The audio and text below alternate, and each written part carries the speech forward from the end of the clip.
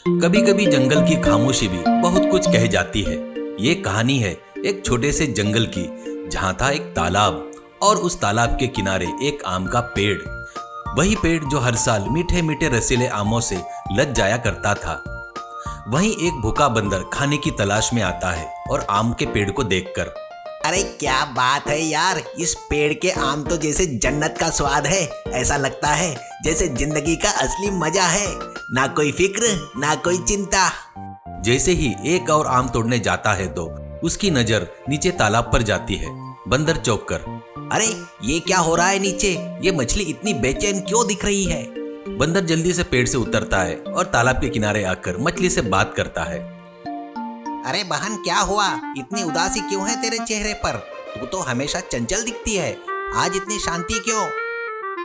बंदर भैया, ये तालाब अभी तालाब नहीं रहा, ये एक सूखा हुआ गड्ढा बनता जा रहा है। सूरज की गर्मी ने सब कुछ सोख लिया, मेरी सारे बहनें मर चुकी है, अब सिर्फ मैं ही बची हूँ। अगर जल्दी कुछ नहीं हुआ तो मैं भी मर जाऊंगी। बंदर भावुक होकर, नहीं, ये नहीं होने दूंगा मैं। तूने मुझे मदद मांगी है, अब ये बंदर तब तक चैन से नहीं बैठेगा जब तक तुझे बचा ना ले। बंदर जंगल में भागता है, पेड़ों के नीचे झांकता है, कुछ ढूंढता है। तभी उसे एक टूटा हुआ मिट्टी का मटका दिखाई देता है। बंदर खुश होकर, बस यही चाहिए था। अब देख बहन, तेरा भाई तुझे नई जिंदगी देने जा रहा है। मटके में पानी भरता है, मछली को उसमें डालता है और दूर ले जाता है एक बड़े से गहरे तालाब के पास।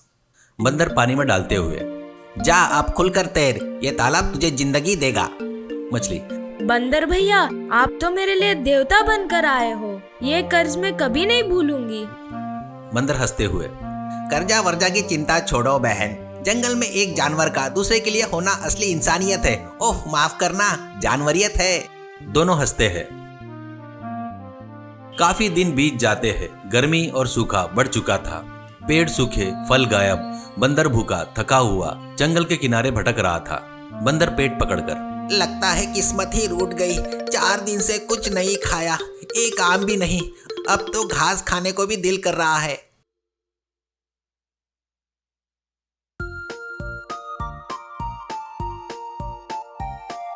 तभी तालाब से आता है एक बड़ा मगरमच्छ।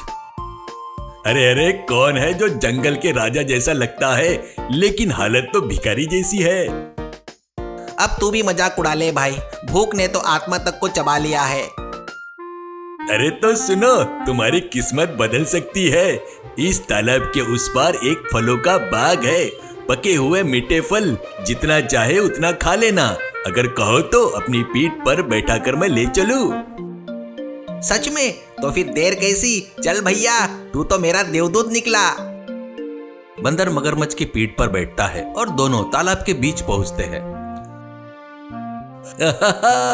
ओ मेरे भोले बंदर, कौन सा फल? ये तो पतझड़ का मौसम है, पेड़ों पर पत्ते ही नहीं बचे, तो फल कहां से आएंगे? क्या मतलब है तुम्हारा? मतलब ये कि मैं तुझे अपने घर ले जा रहा हूँ। मेरी बीवी को बंदर का दिल बहुत पसंद है, आज तो दावत है, दावत। ये तूने क्या किया? तूने तो मेरी भूख का फायदा उठाया, धोखा दिया। शिकार को कभी मोल भाव नहीं मिलता बंदर भाई। बंदर डर से कांपता है। तभी दूर से एक आवाज आती है, बंदर भैया, आप इस धोखेबाज के चक्कर में कैसे फंस गए? ये तो सबसे बड़ा धोखेबाज है, कई जानवरों को ऐसे ही फंसा के खा चुका है।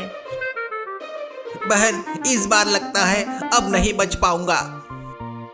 बकवास मत करो, तुमने एक दिन मेरी जान बचाई थी, आज मेरी बारी है। जल्दी से छलांग लगाओ और मेरे पीठ पे बैठो।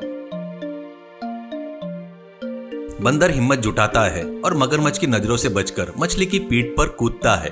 मछली तेजी से तैरते हुए किनारे पर आती है। अरे रुक जा, तुम दोनों ने मिलकर मेरी दावत खराब कर दी। बहन, तू सच में मेरी जिंदगी की हीरो है। नहीं बंदर भैया, मैंने सिर्फ वो किया जो एक सच्चा दोस्त करता है।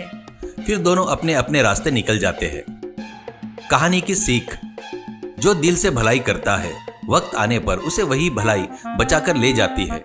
नेकी कभी व्यर्थ नहीं जाती, चाहे सामने वाला कितना भी छोटा, कमजोर या अलग हो।